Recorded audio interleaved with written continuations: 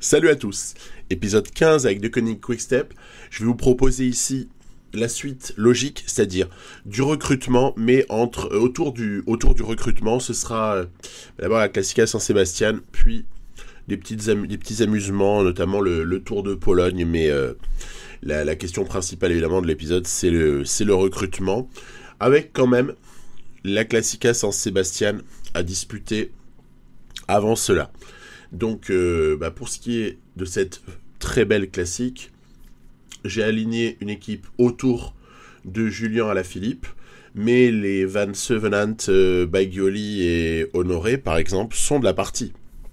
Et honnêtement, ça va se jouer un petit peu sur la forme du jour, cette histoire-là. Le grand favori, évidemment, c'est Julien Alaphilippe. Le plateau n'est peut-être pas forcément... Voilà, on n'a pas vu Pogacar, on n'a pas vu Roglic, etc., mais ça n'entame pas le fait que cette course s'annonce de manière plutôt intéressante. Et nous, ce qu'on va faire, c'est que on va essayer de jouer autour de Julien, en essayant peut-être ensuite de préserver quelqu'un. Alors, vous voyez, par exemple, sur les formes du jour, quelqu'un comme Bagioli peut éventuellement être un peu protégé. C'est ce qui va me donner une idée, à savoir, bon, déjà, je vais essayer de se positionner un petit peu favorablement, on dirait, dans les différentes ascensions, parce que même avec un très bon coureur, on peut quand même, si on n'ajuste pas l'effort, on peut quand même se faire lâcher ou prendre une cassure. Également dans le final, là où on commence à être un petit peu dans les 50 derniers bornes. Du coup, voilà, j'essaie de maintenir la position et ensuite de tenter quelque chose avec Bagioli. Regardez, Bagioli essaie de sortir. En fait, je trouve qu'il y a eu peu d'écrémage et à ce moment-là, je me demande si créer un leurre un peu avec Bagioli ne pourrait pas nous permettre de forcer un petit peu certaines équipes à rouler et donc de provoquer l'élimination de certains coureurs. C'est un peu chose faite à ce stade avec une cinquantaine, puis même un petit peu moins d'une quarantaine de coureurs suite à l'initiative de quelqu'un qui, voilà, hop, va être repris. On aborde le final et qu'est-ce qu'on va bien pouvoir faire? Jouer pour Julien Alaphilippe? Non, faut pas rigoler. Alors on y va. Stybar va durcir. Après attention, il y en a qui sortent là, mais cette Alto des Mourguil n'est pas non plus quelque chose qui se règle en 3 secondes. Ce qui veut dire qu'on a le temps en fait de se repositionner. Voilà, Stybar, on a presque terminé. Maintenant c'est Peter Seri. Je le trouve très très précieux. Peter Seri, c'est vraiment à chaque fois qu'il est sur une course, il est vraiment utile. Et puis voilà, on remonte tranquillement. On arrive pas loin du sommet et là, je vais tenter un petit leurre avec Bagioli qui va partir comme ça. Il va partir, il n'est pas tout seul. George Bennett l'a suivi. Derrière, je me dis que, au pire, on va contrôler légèrement avec Julien si jamais, mais l'arrivée est très très très proche. Bagioli à 1 km de l'arrivée, sprint très très fort. Et, attention, il y a un petit doute à la toute fin. Et non, Andrea Bagioli s'impose sur ce Classica Saint-Sébastien. Je suis assez content d'avoir pu faire quelque chose d'autre que ce qui était forcément prévisible. Voilà, une fois essayer de partager un petit peu les choses. On a beaucoup gagné avec Julien. Il est peut-être temps sur des courses importantes, mais pas monuments, de commencer un petit peu à partager les choses. Bagioli fait partie des coureurs qui seront potentiellement re-signés dans les jours qui suivent. Donc c'est intéressant de voir s'il en a vraiment sous la pédale ou pas. En l'occurrence, la réponse c'est oui. Prolongation du sponsor et ouverture du marché des transferts. On est parti, c'est le 1er août. Alors là, il y avait un certain nombre de choses que j'ai annoncées dans d'autres vidéos. Il y avait une volonté tout de même d'essayer d'affaiblir un petit peu cette équipe. Mais surtout, il y a l'occasion de vraiment renouveler les choses surtout, je dirais, pour ce qui est des lieutenants et des équipiers, éventuellement de la jeunesse. Parce que les 3 coureurs majeurs, ils sont sous contrat encore. Hein. Et donc, j'avais pris pas mal de contacts. Il y avait des options qui s'ouvraient à droite, à gauche. Bon, bah déjà, pour moi, il y a un premier enseignement de cette saison-là. C'est que Davide Bellerini doit être prolongé. Il a été suffisamment présent sur le Giro, mais aussi sur tout un tas de courses où il s'est imposé. Il y avait Omloop, puis après il y a de nombreuses victoires sur des tours. Bref, Ballerini a vraiment fait une très très belle saison jusque-là, et je vais devoir le payer à sa juste valeur. Parce que quand même, le gars va demander 70 000 par mois. Hein. C'est pas non plus ridicule. Très très joli salaire, donc grosse augmentation salariale pour Ballerini, mais ça me va totalement, puisque je ne prolongerai pas Sam Bennett. Et puis après, évidemment, naturellement, malgré le scout qui me donne un faible rapport, un rapport de la faiblesse du potentiel de Bagioli, je n'y crois pas tellement, pour être très franc, malgré ce pronostic un peu, on va dire, pessimiste. Moi, je prolonge Bagioli, bien sûr. Il vient de s'imposer à Saint-Sébastien, et on va négocier comme ça un deal plutôt correct pour 3 années sur un coureur de 22 ans. Même s'il ne progresse plus beaucoup, en fait, en l'état, je le trouve déjà très utile. Et par contre, il est pas cheaté, quoi. Il n'est pas à 80 d'overall, quoi. Donc, c'est très bien. Dans le registre précieux, mais là, on franchit un petit pas supplémentaire pour moi. Il y a Fausto Masnada, puisque Fausto Masnada, s'il prend 1 point en montagne, mettons, et 1 ou 2 points en vallon, on peut tout de suite l'utiliser comme un leader sur certaines épreuves. Il avait fait un joli Giro. Donc, il a plutôt sa saison qui est vraiment en train d'être réussie. On va là encore lui proposer un deal similaire à celui d'Andrea Bagioli. Et ça va, comme ça, prolonger. Le coureur est moins jeune, mais il y a encore une petite possibilité d'amélioration de ses notes, légère, hein, je pense. Et puis, en l'état, je le trouve là encore très intéressant. Continue dans la colonie italienne avec Mattia Cataneo. Mattia Cataneo, là aussi, coureur franchement précieux. Dans les plans que j'ai en tête pour la saison qui suit, il y a un rôle important pour ces coureurs-là que je suis en train de vous montrer. Soit Ballerini, Bagioli, Masnada, Cataneo. Là, ce contingent comme ça italien qui est vraiment précieux. Avec une petite différence, c'est que Cataneo, je vais le re-signer, mais que pour 2 ans. Voilà. Il a déjà 30 ans. On va voir un petit peu ce que ça donne ensuite sur le développement de certains jeunes dont je vais vous parler dans quelques minutes. Mais pour ce qui est de Cataneo, voilà, je reste juste sur 2 années pour voir un peu ce que ça donne. Et puis par contre, comme je pense à ce stade, et ça va se confirmer, que je n'aurai pas les moyens de re-signer Rémi Cavagna, on va s'intéresser à celui dont j'ai déjà un peu parlé, puisque vous avez vu que j'avais déjà posé des jalons avec lui. C'est Matteo Sobrero, le coureur, on va dire, on a le droit de parler de spécialiste de l'effort solitaire, hein. Sobrero, intéressant. Il aura donc un salaire assez correct. Ils sont tous plus ou moins alignés, hein, mes Italiens en question, là, par Ballerini, bien sûr, qui a un statut différent de sprinter. Il va être le sprinter numéro 1, Ballerini, de l'équipe. C'était pas forcément une chose établie à l'avance.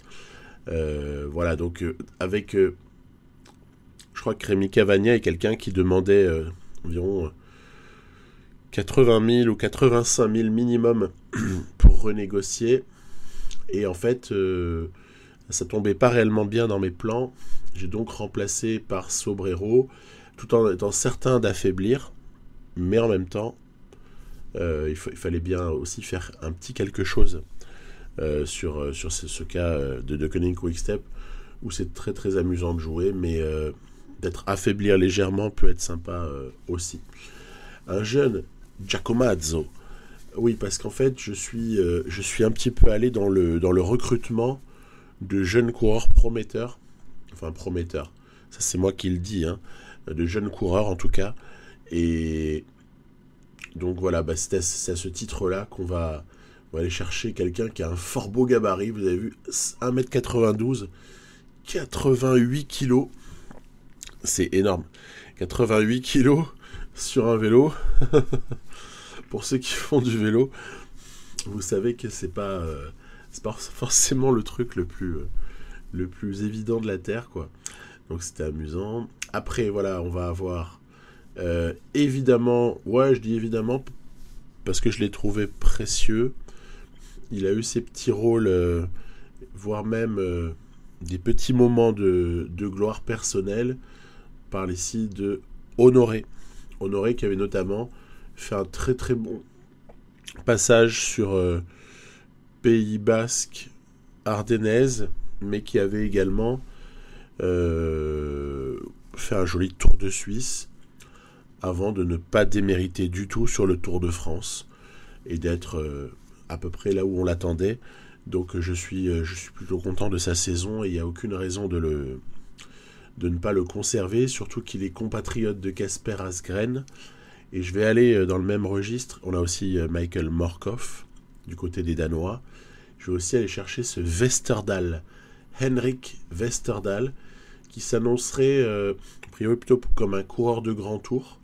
En tout cas, il sera en tant que jeune un équipier sur prioritairement les grands tours. Jeune à développer. C'est toujours quelqu'un qui... c'est toujours un type de profil qui peut être intéressant. Il me fallait on va dire un coureur comme ça de plus sur ma filière danoise, histoire de pouvoir aider Asgreen sur les championnats lorsqu'on est avec uniquement des Danois. Non, je rigole, mais j'aime bien qu'il y ait une cohérence en termes de nationalité et qu'on s'éparpille pas dans tous les sens. C'est par exemple ce qui me décidera. Bon, évidemment, je vais aller du côté des Belges, des Français. On n'a pas fini du tout ce mercato, mais ce qui me décidera à ne pas prolonger la filière Grande-Bretagne, par exemple. Voilà. Et de la même manière, Yannick Steimle, qui aurait pu être franchement prolongé, parce que c'est un coureur intéressant. Hein.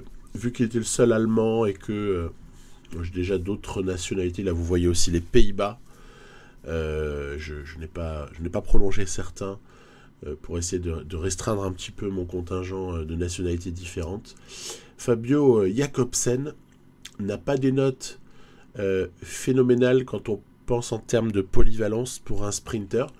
En revanche, il a un profil assez intéressant pour, je dirais, essayer de combattre les tout meilleurs sprinters, puisqu'il leur est inférieur en fait. Là, en valeur brute, il est inférieur. Donc c'est encore plus intéressant de le prolonger, d'autant plus qu'on joue la carte de la fidélité, et puis qu'on se retrouve à avoir quand même besoin d'un deuxième sprinter. Donc ce sera Jakobsen qui continuera avec Deceuninck Quick-Step dans cette partie. Je suis allé également chercher quelqu'un dont on parlait à un moment donné dans les rumeurs de transfert potentiel chez Deceuninck Quick-Step. Il s'agit de Wout Poels. Je me suis dit qu'en fait, aller prendre ce coureur assez référencé, même s'il est peut-être plus sur la fin que sur le début de sa carrière, hein, c'est assez clair. C'était plutôt intéressant d'aller chercher Wout Poels pour, là encore, accompagner Remco Evenepoel, voire Julien Alaphilippe sur des épreuves par étapes, hein, bien sûr. Donc, Wout Poels, au nom on va dire, du renforcement dans ce secteur-là. Puis du coup, après, c'est poser la question, parce que vous avez vu, je suis allé chercher un jeune Italien, je suis allé chercher un jeune juste avant Danois, Et donc, je suis allé chercher également un jeune Hollandais qui va s'appeler Dave Killa. C'est rigolo. Mais surtout, il est intéressant parce que il peut s'avérer avoir un profil de futur roule toujours. Ce type de coureurs là qui sont infatigables et qui vont avoir à la team de Klerk, même si pour atteindre le niveau de Klerk, il y aura encore du boulot pour ce jeune, mais voilà, ce côté hyper précieux, inépuisable, coureur de devoir. Voilà, un petit peu l'esprit dans lequel je suis allé chercher ce jeune Hollandais. Ça fait donc 3 Hollandais, et ça permet d'avoir un petit groupe au moment des championnats de Hollande, notamment. Allez, passons aux Belges. Les Belges, donc, on a de toute façon Remco sous contrat, il y a encore 2 années de contrat. Et puis, évidemment, il y a quelques coureurs qu'on a forcément envie de prolonger. Tim de Klerk, que je l'évoquais précédemment, avec sa très très belle note de plaine. À son âge, on peut peut-être estimer que ça va baisser, que prochainement ça va baisser ces notes, mais c'est pas du tout une raison pour ne pas le prolonger. Donc Tim de Klerk, élément précieux, et prolongé ici à un tarif relativement correct.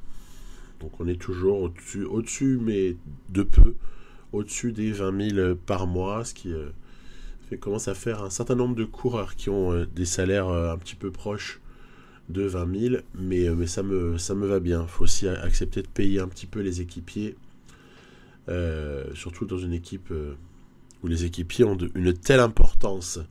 Voilà, Peter Seri, je le disais juste avant, c'est un coureur qui m'intéresse bien sûr pour ce qui est d'une prolongation. Il est belge, qui plus est. On a besoin de Belges dans cette équipe. En tout cas, moi, je trouve qu'il en faut.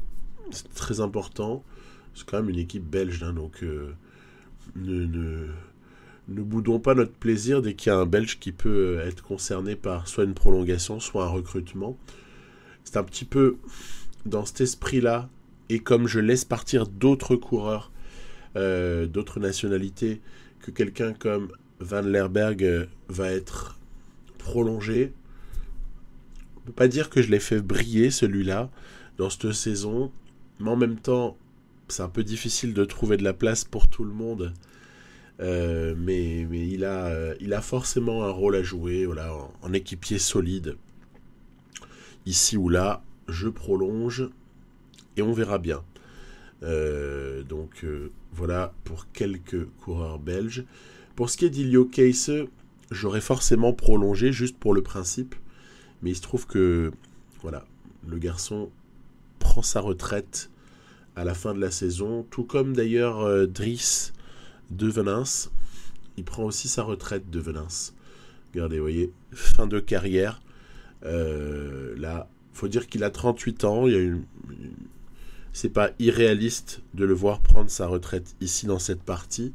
On sait qu'en fait, je crois avoir vu qu'IRL il a prolongé d'1 an, mais voilà. Quelqu'un qui va peu m'intéresser, c'est Stein Stills. En revanche, on va aller dans l'équipe U23. Alfred Kuipers me paraît être tout à fait intéressant. Sprinter apparent, mais voilà, je ne sais pas s'il faut vraiment en déduire que c'est juste un sprinter. À ce stade, il n'est pas franchement développé. Après, c'est pas non plus mal d'avoir un modeste 3e sprinter, mais je vous promets, je ne vais pas le considérer comme sprinter avant au moins qu'il ait fait 1 ou 2 up et qu'on en sache plus. En tout cas, ce coureur méritait d'être promu à l'échelon supérieur. Il y aura aussi Gauthier Paco.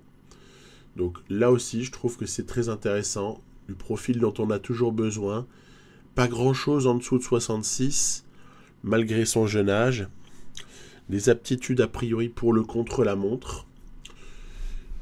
Une gourmandise en termes de salaire Bah, hyper réduite. Hein. Hyper réduite.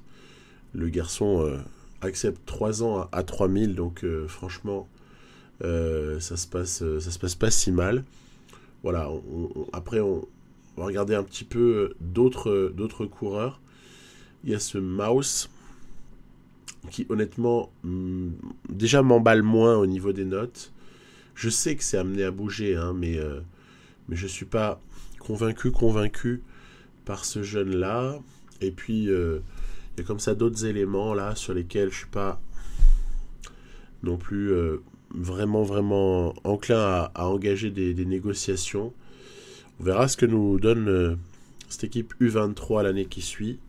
Mais là, je suis allé piocher uniquement 2 éléments dedans. Il faut dire que là, on est sur une équipe qui est quand même assez ambitieuse, hein, de Koenig Quick-Step. Il faut être très fort. Et n'importe quel jeune ne peut pas forcément l'intégrer, en tout cas là dans le petit scénario que je vous propose.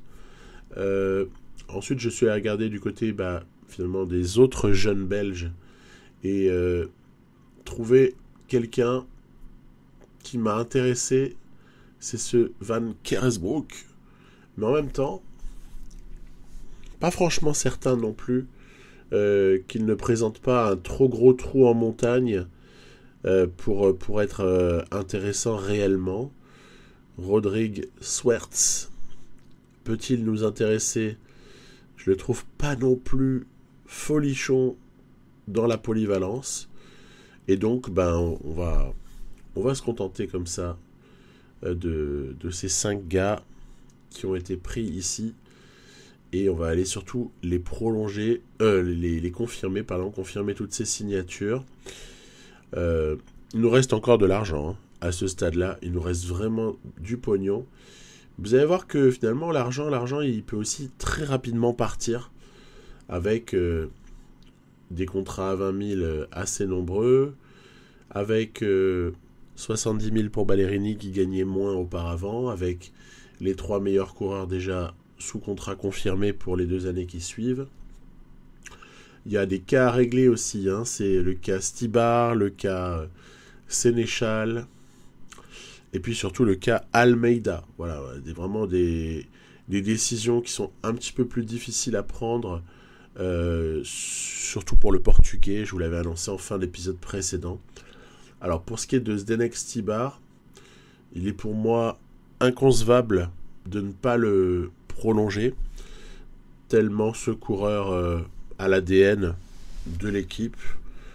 En plus, on avait réussi à s'imposer sur Gand-Wevelgem au terme d'un final un petit peu agité.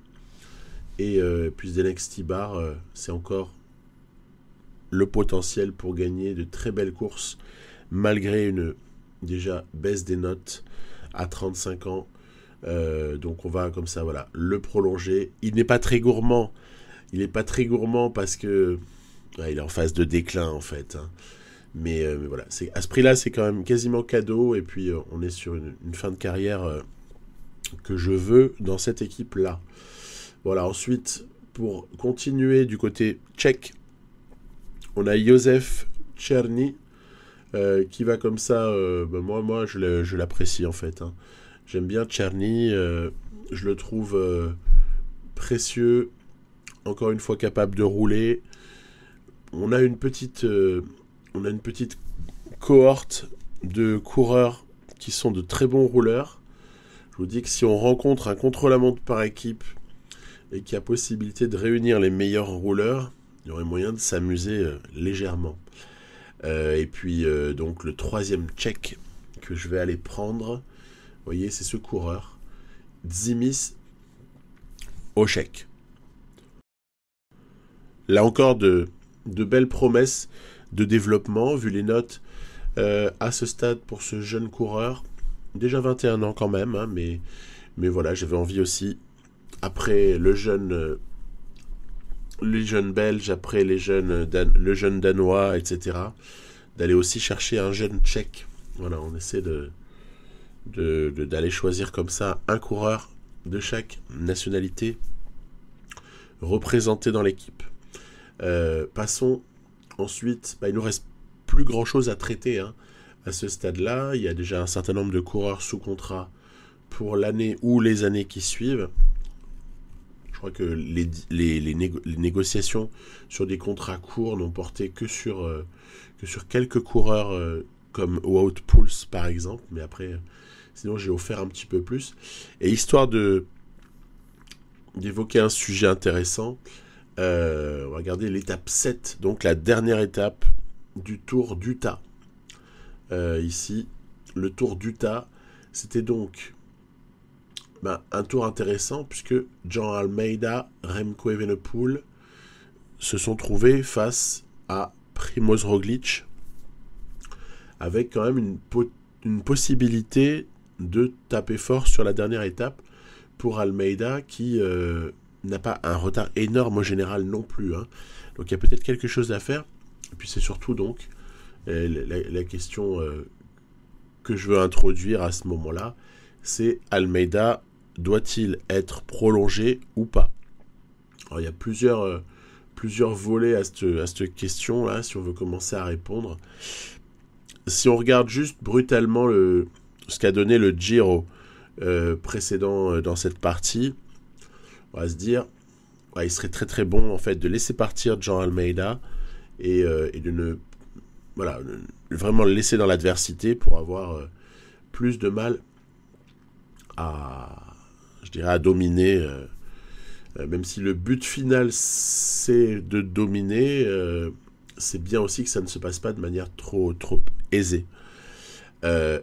Puis pour moi aussi il y a un autre angle pour regarder les choses, c'est d'accord, Almeida s'est avéré un petit peu trop fort ou beaucoup trop fort sur le dernier Giro. Alors déjà, je peux vous avouer que par moment, certaines victoires, ça a été quand même sur le fil du rasoir. On n'est quand même pas bien loin de se faire taper. Mais surtout, il y a eu l'idée progressivement pour moi, alors qu'on voit qu'Almeida ici, sur cette étape 7, s'impose, mais l'écart ne sera pas suffisant vis-à-vis de Primož Roglič, qui aura donc le général en poche.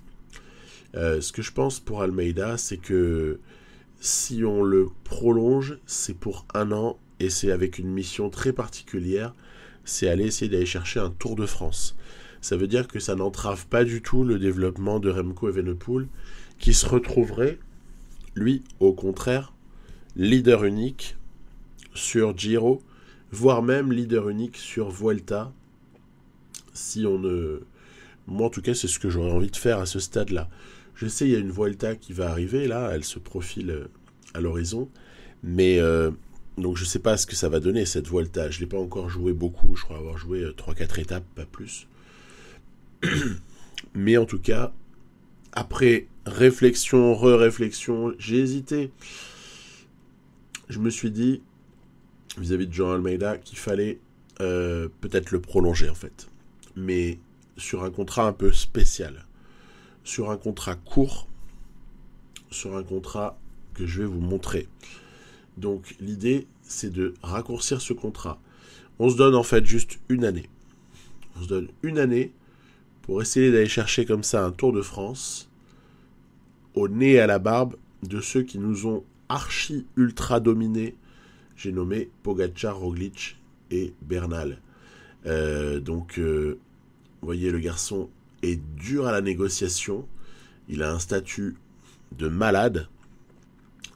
137 000 par mois pour 1 an. Moi, ça me paraît un bon deal d'aller... Alors, je dis pas que financièrement, c'est intéressant, hein, c'est pas le cas. Hein. Mais par contre, 1 année avec une mission très particulière. On ne marche pas sur les plates-bandes de Remco Evenepoel. De toute façon, nous avons compris que le général du Tour de France, ça n'était pas pour Julien Alaphilippe. Et donc voilà le deal sur lequel je me suis mis OK avec moi-même et avec le jeu pour Almeida.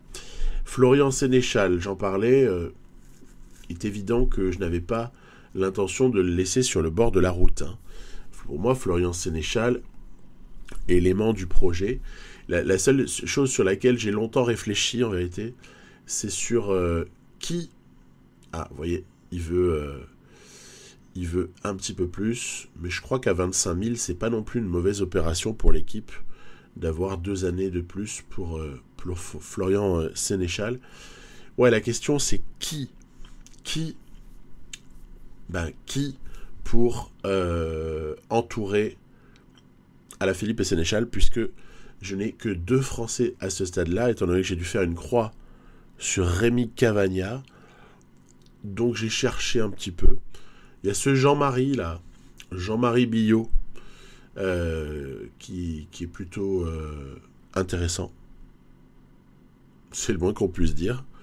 Le mec à 20 ans, il a des notes assez fabuleuses. Donc ouais, bon, on va essayer d'aller voir ce qu'on peut proposer à ce garçon. Hein. Déjà, quel type de salaire va-t-il vouloir? Est-ce qu'on va avoir la marge suffisante? Il faut augmenter le salaire. Très clairement, on augmente le salaire. 8 000. Allez, ça passe à 10 000. Rendez-vous compte, ce jeune Français là, c'est peut-être le successeur d'Alaphilippe en fait. Carrément. C'est carrément peut-être le successeur d'Alaphilippe qu'on vient d'aller chercher ici. À voir en tout cas, parce que pour aller être successeur de Julien Alaphilippe, il faut aussi s'accrocher. En tout cas, Sénéchal et Jean-Marie Billot sont les deux derniers éléments du projet. Avec maintenant un petit récap.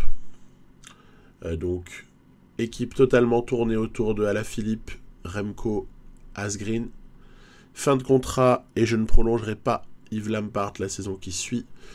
Jean Almeida sur un contrat court pour aller décrocher la timbale du Tour de France.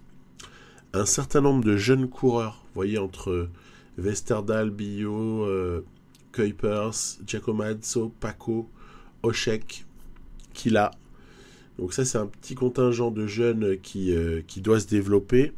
Peut-être qu'il y en a un qui va émerger de tout ça et qui va être une grande trouvaille.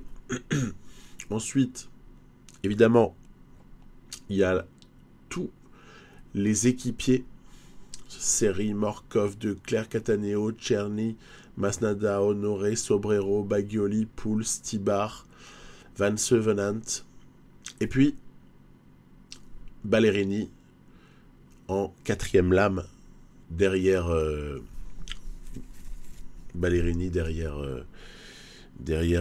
nos amis le trio majeur, hein, évidemment, et Jakobsen avec un rôle à définir.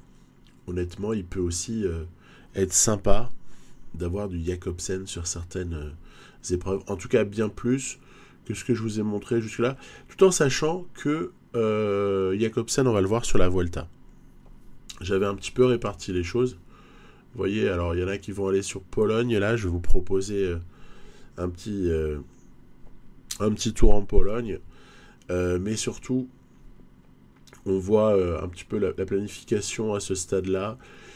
Je vous avoue que j'ai dû changer plusieurs fois ma planif en cours d'année. Pour ça que l'image qu'on a là n'est pas exactement celle qui a été, je dirais, donnée au départ. Hein, vous voyez, j'ai été obligé de changer quelques éléments. Vous savez que au Tour de France, j'ai finalement emmené quelques coureurs, Cataneo, Van Sevenant, Bagioli, pour ne citer que, qui n'étaient pas prévus au départ. Ça a été au détriment de Clercq ou de Lampaert. Bon, à voir. En tout cas, il y aura pas mal de choses encore. Même cette saison, la Vuelta n'est pas inintéressante, hein, du tout. Il y a de petites choses à faire là qui peuvent être vraiment sympas. J'ai essayé avec Mark Cavendish sur cette étape du Tour de Norvège, mais malheureusement, on s'est fait avoir. C'est comme ça. Ouais, Mark Cavendish, on peut pas lui donner tout ce qu'on aurait pu voir dans la réalité, parce qu'en fait, le cave, moi quand j'ai créé cette partie, Cavendish, il était enterré et totalement oublié des databases. Il a fallu le Tour de France pour que ça renaisse, Mais quand j'ai commencé la partie début juin, Cavendish, il n'existait pas, quoi. Il n'existait plus, il était rayé de la carte, en fait. Donc c'est amusant un peu de tenter un truc, mais si on a envie de perdre, ouais, c'est amusant. Ouais. Mais sinon, il vaut mieux jouer pour OJ ou pour Jakobsen, comme ici, sur cette étape. Donc voilà, on a Jakobsen, évidemment. Hein. Et j'emmènerai sur la Vuelta également OJ pour lancer Jakobsen. Il y aura pas mal de petites choses à voir, en tout cas, qui ne ressembleront pas à ce qu'on a déjà vu jusque-là. Sur cette Arctic Race of Norway, on a ici un final intéressant sur cette étape-là. C'était une épreuve qui se courait en 4 étapes. Les 2 premières au sprint, on l'a bien compris. Et derrière, un scénario plutôt intéressant dans ce final. Attention, Wout van Aert est présent. Hein. Dès que Van Aert est sur une course, il faut s'en méfier comme de la peste. Almeida, ici. Je voulais peut-être voir s'il était capable d'emmener Remco Evenepoel. On a vu un très bon travail de Cavagna dans cette dernière ascension pour protéger Almeida et Remco. Mais au final, c'est marrant parce que Almeida à -3 s'impose. Vous me direz, Evenepoel à -3 aussi. Thibaut Pinot, Charman Vlasov, Tobias Foss qui est très fort dans la partie. Tobias Foss, c'est très très bon. Hein. C'est 80 montagnes, 78 vallons. Enfin, c'est des notes quasiment rogliciennes. Et Van Aert présent, tous même temps. Ça, c'est parce que ça doit être un ancien variant. Et John Almeida qui, à la bonif, prend le général pour le moment, avec une étape encore un petit peu délicate à négocier, puisque vallonné sur le final, avec 3 tours de circuit, manifestement. Et donc, la volonté naissante, c'était pas vraiment un objectif de début de saison, mais la volonté naissante de défendre ce maillot de leader pour le compte de John Almeida, hein, bien sûr. Intéressante. Moi, j'ai bien aimé, en fait, cette étape. Je l'ai trouvée agitée. Je l'ai trouvée, franchement, pas tout à fait évidente à jouer. J'étais surpris. Des fois, c'est bien d'aller comme ça explorer. Je vous avoue, j'avais jamais joué le Tour de Norvège, je pense. Je l'avais jamais joué, c'est une erreur. Parce que, en fait, c'est sympa et il y a comme ça tout un tas de courses. Il faut aller les jouer, hein. Il n'y a pas que le World Tour. En l'occurrence, regardez-moi ça, on fait bosser le sprinter ici. En tête de peloton, il reste une dizaine de bornes, donc en fait, une seule difficulté. Elle va arriver. Attention à Van Aert, hein. Attention. C'est pour ça que je fais rouler Cavagna, en fait, très très fort. Et puis, on se positionne au cas où. Après, tant que c'est Foss qui joue l'équipier de luxe, on est tranquille, ça veut dire que Van Aert ne cherche pas à sortir. Mais attention, il est capable de sortir rapidement le bougre. Et donc, on va quand même assurer le coup, voilà, avec Rémi Cavagna. Allez, attention, Van Aert cherche à sortir, mais il est bloqué. Faire attention.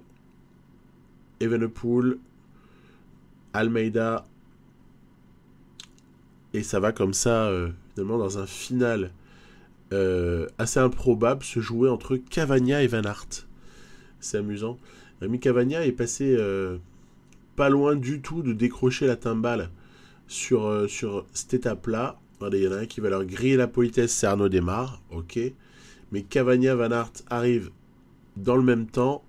Y aura-t-il un écart comptabilisé vis-à-vis d'Almeida, auquel cas ce serait la perte de ce Tour de Norvège?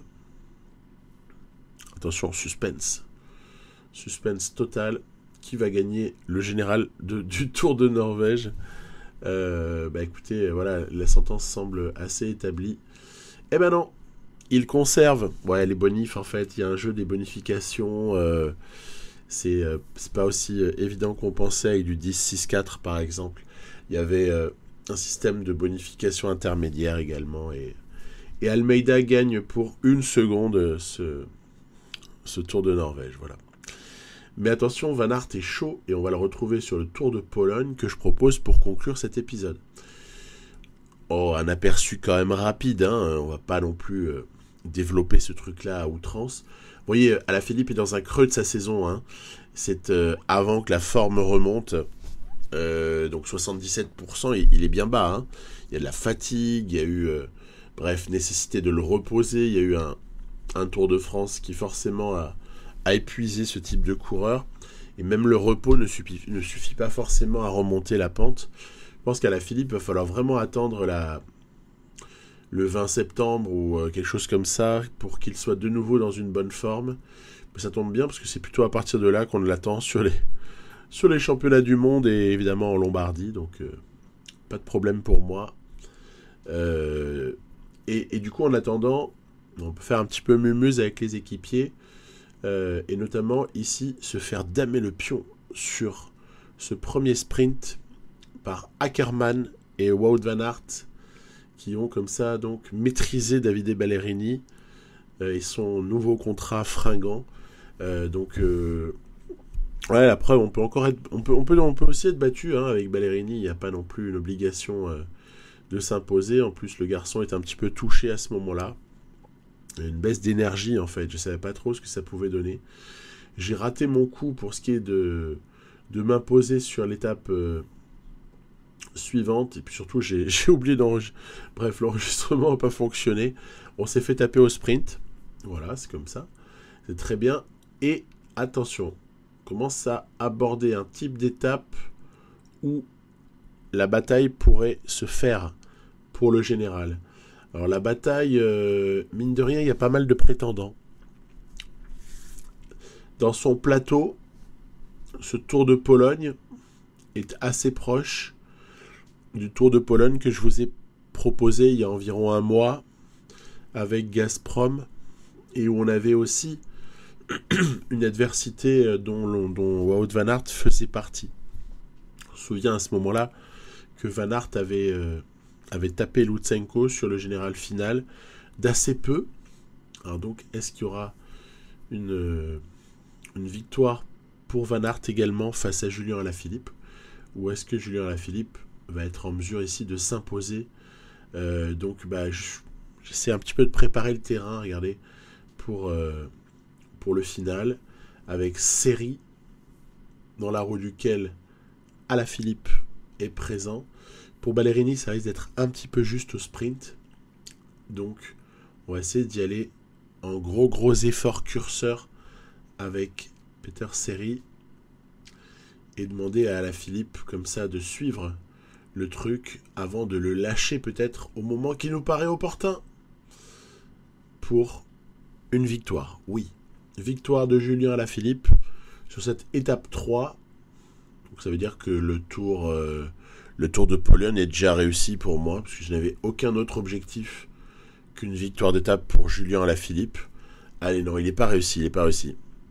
Il faut aussi une victoire pour Ballerini. Voilà. Puis après, le reste, c'est pas très important. La petite victoire d'étape qui fait plaisir. Le maillot de champion du monde. Pour combien de temps encore dans cette partie? Bien malin qui peut le dire. Parce que je ne sais pas si ça va se passer comme dans la réalité quand je jouerai ce championnat du monde. À mon avis, peut-être dans 2 épisodes vers là. Puisqu'il va falloir quand même assumer cette Vuelta entre-temps. Vuelta sur laquelle il y aura Primož Roglič. Donc il y aura une adversité qui sera supérieure à celle qu'on avait eue sur le Giro. Donc plutôt positive de constater ça. En revanche, il n'y aura pas Pogačar. Il ne double pas Tour Vuelta. Et il n'y aura pas Egan Bernal non plus. Voilà, il y aura Primož Roglič. Et il y aura un Team Ineos autour de Carapaz. Donc ça laisse quand même des possibilités hein, pour se faire taper notamment. Hein. Donc c'est assez... ça va. C'est pas couru d'avance si j'ose dire. Étape ici aussi cruciale avec une jolie arrivée après une difficulté on essaie de se positionner. Et là, en fait, je vais tenter un coup. Parce que, en fait, je trouve que avec Julien Alaphilippe, un des avantages principaux, c'est qu'on peut essayer de jouer les choses au panache. Et puis, à la limite, je veux dire, si on perd, si on gagne, c'est secondaire parfois par rapport à la tentative qu'on a faite. Tiche Benoît nous fait mal ici. Ah, quand même, calme-toi, Tiche. Hein. Sinon, on te recrutera jamais. Hein. Dans ce final de l'étape 5, Alaphilippe semble avoir une longueur d'avance ici sur les uns et les autres avant que Gates puis Van Aert ne viennent comme ça sprinter. Sera suffisant pour déposséder Alaphilippe de la victoire d'étape. Oui, c'est Van Aert au terme d'un sprint formidable, d'une remontada qui se permet ainsi de venir coiffer au poteau français, également dépassé par Simon Yates et Tadej Pogačar. Voilà, donc la bataille fait rage sur ce Tour de Pologne. Et Van Aert, c'était un peu le grand absent du Tour de France que je vous ai proposé aux épisodes 13 et 14. Hein. Et donc forcément, il a peut-être trouvé son pic. Ici, c'est l'occasion de dire un mot par rapport à cette histoire de planification. J'ai entendu, on m'a demandé d'essayer d'en parler dans une vidéo qui ferait un petit peu le bilan de tout ce qui avait déjà été avancé comme hypothèse et toutes les petites choses qu'on avait remarquées de ci, de là. J'ai entendu le message, donc je vais m'en occuper, mais je peux pas vous dire dans quel délai. Allez, Ballerini, ici sur l'étape 6. Ouh là là, que c'est difficile. Ballerini d'une courte tête va comme ça s'imposer. Ouf, il a pris son étape. Il a pris son étape devant Christophe Ackermann, Bauhaus, Bonifacio, Christophe Laporte, etc. Ouais, c'était quand même pas gagné. Hein. On peut pas dire qu'on est survolé hein, cette fois-ci. Il a peut-être pris quelques kilos, hein, mon Ballerini, là, depuis qu'il a fêté le nouveau contrat à 70 000, là, il a fait péter les bouteilles d'alcool. Et c'est un peu moins facile sur le vélo. Il va falloir nous remettre un petit peu tout ça d'aplomb pour la saison prochaine. Hein, parce que c'est vrai qu'avec Ballerini, j'ai pas encore des masses d'espoir et de choses à faire en cette fin de saison. Hein. On pourrait dire classique de Hambourg, éventuellement. C'est à peu près tout. Hein. À peu près tout. Mais je sais même plus si j'ai emmené Bennett ou si j'ai emmené Ballerini sur la classique de Hambourg. Donc, à voir. À voir. Toujours est-il que sur l'étape 6, rien n'a fonctionné. C'est amusant. Absolument rien n'a fonctionné. Certains des tout meilleurs ont été bloqués, en fait, dans ce sprint. Une espèce d'amas de coureurs à un endroit qui fait que finalement, au moment où ils réussissent à passer, en fait, ils ont du retard sur le poisson pilote. Donc c'est le poisson pilote qui s'impose, c'est Michael Morkov. Mais en même temps, c'est pas dommage pour Morkov qui est super méritant. On connaît la valeur de ce type et son degré d'importance dans une équipe comme Deceuninck Quick-Step. Voilà. Même dans le jeu, c'est vrai. Pogačar, Van Aert, Simon Yates, Hirschi, Gegenhardt sont les principaux rivaux d'Alaphilippe pour la victoire d'étape sur cette étape 7. Nous sommes dans l'ascension finale. Est-ce qu'on peut parler d'ascension ? Non. On peut parler de difficulté finale. La difficulté finale, Alaphilippe va être emmené par Peter Serry. Allez, c'est parti. Ou en l'occurrence protégé ici, mais ça se rapproche un petit peu de se faire emmener, en tout cas de se faire aider. Allez, c'est parti. Ça sprint. Et moi, du coup, je déclenche. Je me dis, allez, on peut peut-être aller chercher la bonif.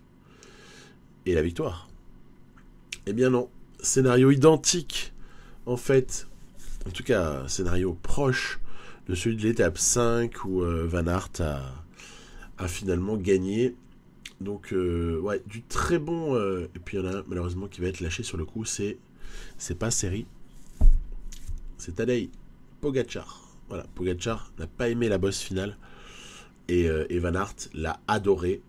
Simon Yates aussi, bien en canne. Ouais, je fais l'hypothèse qu'en fait, Van Aert a trouvé son pic à la place de celui sur le Tour de France qu'il aurait dû avoir dans un jeu normalement planifié. Et en fait, comme il n'était pas sur le Tour, peut-être qu'il trouve son pic maintenant et que ça explique un certain nombre de choses sur la forme du moment. Quoi qu'il en soit, tout ce qui compte à présent, c'est cette Vuelta, cette fin d'année, avec, à mon sens, un vrai enjeu sur la Vuelta. Elle peut être rigolote, en fait. Elle peut vraiment être sympa. Je vous dis ça dans quelques temps. On va essayer de faire au mieux. Passez un bon Paris-Roubaix. Amusez-vous bien. Et puis, Lombardie aussi, samedi prochain. A plus.